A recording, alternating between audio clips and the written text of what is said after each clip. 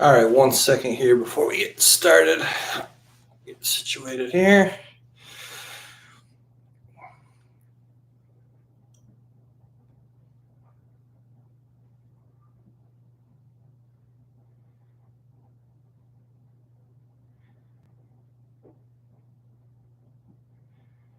Just sending out the link real quick.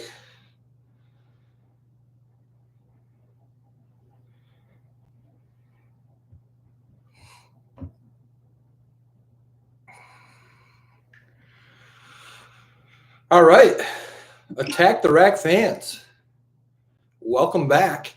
It's been quite a while since we've done anything on the Attack the Rack channel. Kind of took some time to do a reset, if you will, so to speak, trying to evaluate what is going on with the channel, what we want to do going forward. And that took quite a bit longer than what I had hoped for, but got some new stuff going on with the channel, have some more people involved, which is one thing that I really, really wanted to do.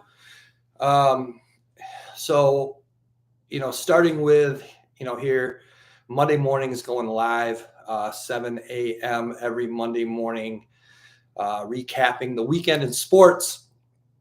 And then another announcement, we're going to have every Tuesday, Wednesday, and Thursday, we're going to have a show. It won't be live, but hoping to get it uploaded every Tuesday, Wednesday, Thursday, and around 6:30 or 7. It'll be me and two guests just talking the latest topics in sports. So, yeah, we are back with the Attack Direct YouTube channel, and starting today, July 1. Let's see where we can take this. If you have not subscribed to the channel yet, please take a half a second to subscribe. That is a free way for you to support the Attack the Rack YouTube channel. If you want to be notified every time we do post some content, new video, hit the notification bell, and then you'll be notified every time there's something new that's posted. If notifications annoy you, then do not do that. But I would recommend checking back daily, because I think for the most part, most days there will be videos posted. So check back every day if you do not want to hit the notification bell. Also, like this video, and comments are open. Feel free to comment. Feel free to disagree with any of my takes, and feel free to post your own takes. So, hey, let's get into it now. We're going to start with probably one of the biggest topics in sports this summer so far. And, speaking of the summer, kind of a rough time to get this channel re-going again. Not a lot going on in the world of sports in the summer. Fortunately, we do have the Summer Olympics coming up. Wimbledon starts today. We're only a month away from the first NFL preseason game, the NFL Hall of Fame game. So we just kind of got to get through a couple weeks here, and then we should have a lot more exciting and relevant topics to talk about. But we are going to start again with probably the top sports story of the summer so far, and that is Caitlin Clark playing for the Indiana Fever. Yesterday, huge game. First time playing against the Phoenix Mercury, which features Diana Taurasi. A lot of people believe that she is the GOAT of the WNBA. She is someone who has, kind of like a lot of these WNBA players, a lot of the sports media kind of been pretty cold so far towards Caitlin Clark. Certainly some jealousy going on in the league. There was a really nice exchange, though, between Diana Taurasi and Caitlin Clark during the game yesterday. After a scuffle between the two teams, free throws were being shot, and Diana Taurasi, said something to Caitlin Clark, and they both started laughing. So that was really good to see. So hopefully, as time goes on, people will accept her a little bit more and realize all the amazing things that she is doing for the WNBA. And it benefits the league as a whole. So, you know, I just find it fascinating that just 4 months ago, when Caitlin Clark broke the scoring record, not only for women's basketball, but men's basketball as well. And, everyone was so high on her, everyone loved her. And then it just changes all of a sudden now that she's, in the WNBA. A lot of people are very upset that she was left off the Olympic roster. My take on that is I believe to be on that roster, you definitely have to be one of the 12 best players in the country. I do think Caitlin Clark is that. I know a lot of people argue like, oh, think of all the economic benefits to having Caitlin Clark on the team. Jersey sales, obviously more people are going to watch the games. Great opportunity to grow the women's game. And I get all that. I agree with all that. But I still think, to be fair, she's still got to be, one of the 12 best players. And I believe that she is. So, but anyway, yesterday, big game. Lot of hype surrounding that game just because, again, Caitlin's first game against Diana Taurasi. Again, a lot of people think she is the GOAT of the WNBA. So the game got off to quite a rough start. I think the Fever got down like 14-2 right away. Caitlin Clark had a couple of bad turnovers. Turnovers is one of the things that people, try to knock her down on. She does have quite a few turnovers, probably leading the league in turnovers, I'm guessing. But, she plays fast. She is so good in transition. She is always moving the ball with her head up, looking to advance the ball down the floor. A lot of these turnovers actually aren't even her fault. To where she's, advancing the ball up the floor in transition, and one of her teammates fumbles the ball and it goes out of bounds. Well, that's still a turnover for Caitlin Clark. But, a lot of those, like I said, aren't necessarily her fault. It kind of reminds me of one of my favorite movies of all time. Goes back to when I was in middle school. Speaking of Caitlin Clark breaking the scoring record, the men's record was held by Pistol Pete Maravich. And there's a movie out there about Pistol Pete Maravich. It's called The Birth of a Legend.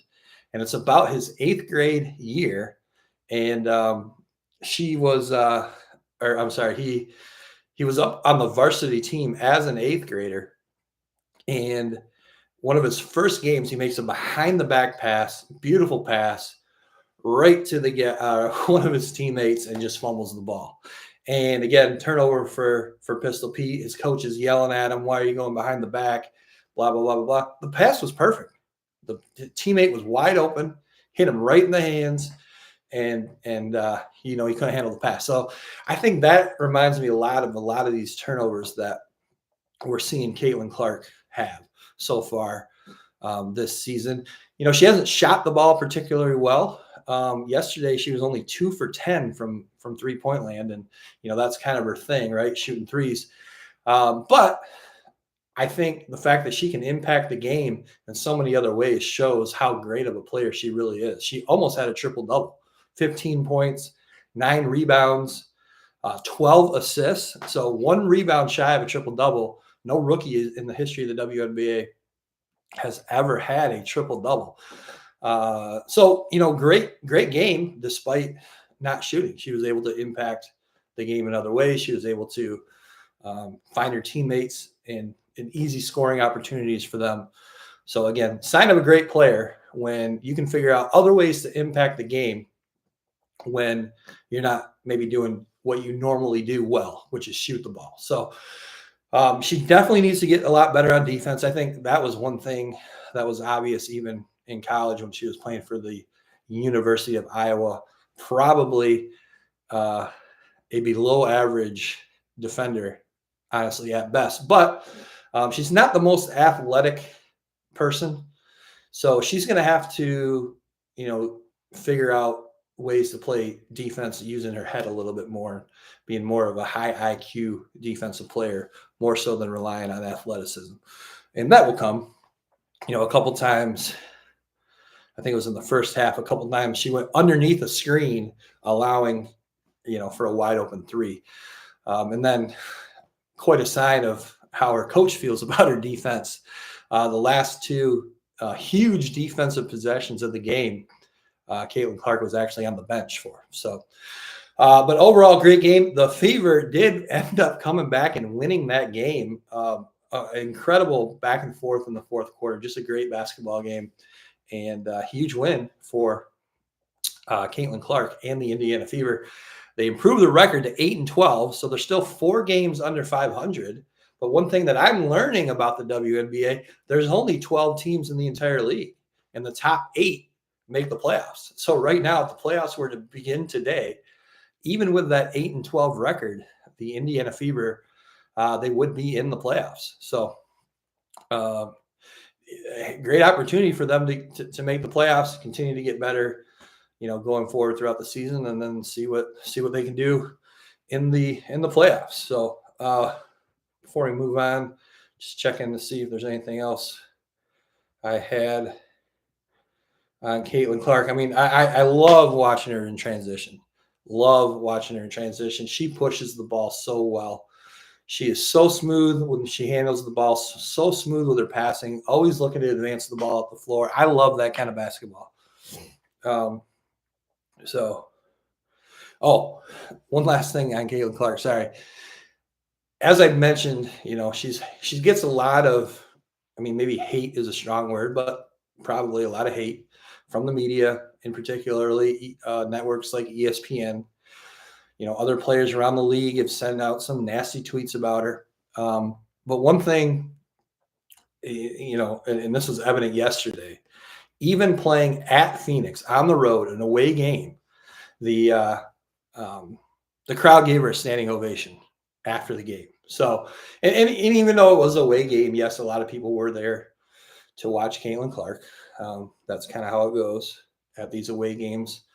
Even though her team is the away team, there is a lot of fans there that are actually there to watch her play. So, but anyway, huge ovation for her from the fans. So even if she's not getting the love yet from the media, the other players around the league, she certainly is getting the love from the fans. So that is good to see.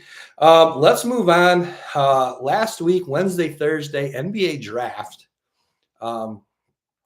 There's only 2 rounds in the NBA draft. For some reason, this is the first year they've done that, where they've split it up and did the first round on Wednesday night, kind of during prime time, and then second round the next day at 4:00, or was it Thursday, Friday? Either way, I don't understand that. It's only 2 rounds. Why not do it all in one night? And if you're gonna do the second round the next day, why would you do it at 4 p.m. on a weekday? So I don't quite understand that, but I am really kind of saddened by the fact that the Los Angeles Lakers ended up taking Bronny James with the 55th overall pick. I think it's really sad. Clearly, if you listen to any of the experts, no one thinks Bronny James, at least at this juncture, is good enough to play in the NBA. Despite ESPN trying to promote him at 6'4", he measured at 6'1" at the NBA Combine. So he's only 6'1", doesn't shoot the ball well, super athletic, pretty good defender. But the problem is now in the NBA, he's going to have to guard players that are 6'3", 6'4", 6'5" at his position. And he's only 6'1". So that's going to be a huge challenge for him. He doesn't handle the ball well enough to play the 1. He's going to have to play the 2. There's not a whole lot of 6'1" shooting guards in the NBA. So, but ultimately, in my opinion, he took a spot away from someone worthy of being drafted. Someone, someone's dreams that could have been fulfilled deservingly by being drafted with that slot went to Bronny James, who, I mean, it's obvious, right, guys? He was drafted for one reason and one reason only. His dad told the Lakers to draft him, and I think that is a sad state of affairs in professional sports when a player is dictating who the team drafts. And a lot of people think the only reason JJ Redick got the head coaching job with the Lakers is because LeBron said so. So this is a horrible precedent to set in professional sports, and hopefully this is a one-off and we don't continue to see this going forward. The thing too is, like, I don't know. It's easy for me to say because I'm not in LeBron's shoes. I'm not in his situation. I'm not in Bronny James' shoes or his situation. But if I'm LeBron James, I don't think I wouldn't want to put my son through this. I wouldn't want to say, draft my son, and have that be the only reason he's drafted. Obviously, there's going to be a ton of fallout from this, and it's going to last for Bronny's entire career. If he even has a career in the NBA, I'm sure LeBron is demanding that he does take a spot on the Lakers roster. So again, taking a spot on an NBA roster from someone who actually deserves that spot. I think that's really, really sad. And if I'm Bronny too, I don't think I would, and again, easy for me to say, right? But if I'm Bronny, I would not want to make the NBA because my dad said so. I just wouldn't want that. So we'll see what happens. It looks like LeBron is really trying to get the Lakers. It's weird because in one stance, he's demanding this roster spot for someone who has no business being on the team, but he's also now opting out of his massive final year of his contract to take a less salary. He wants to stay with the Lakers, but he wants to re-sign at a significantly lower salary in order to provide more money for the Lakers to go out and get a big name player. Speaking of that, NBA free agency starts today, so we'll see what the Lakers might do. There's a lot of rumors that maybe go after someone like Klay Thompson. It sounds like he has some interest in playing for the Lakers. So, we will see what happens here today with NBA free agency. I'm not sure there's a set time. I'm not sure what time, but it is later today. So, already there's rumors. Looks like the Warriors are not going to re-sign Chris Paul. Sounds like he was going to sign with the Spurs. Sounds like Paul George, he's out with the Clippers. He's going to sign with the 76ers. But it does look like the Clippers are going to re-sign James Harden. But at this point, that's all speculation. So we will see how that all plays out. Sorry to get kind of go back and forth here, but I did want to touch on one more thing with the NBA draft, and that's Duke center forward Kyle Filipowski. So here's a kid that last year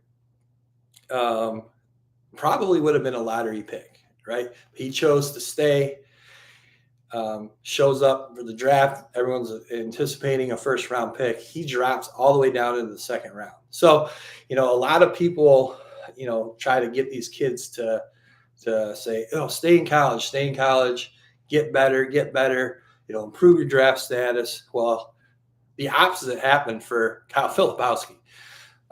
So I think,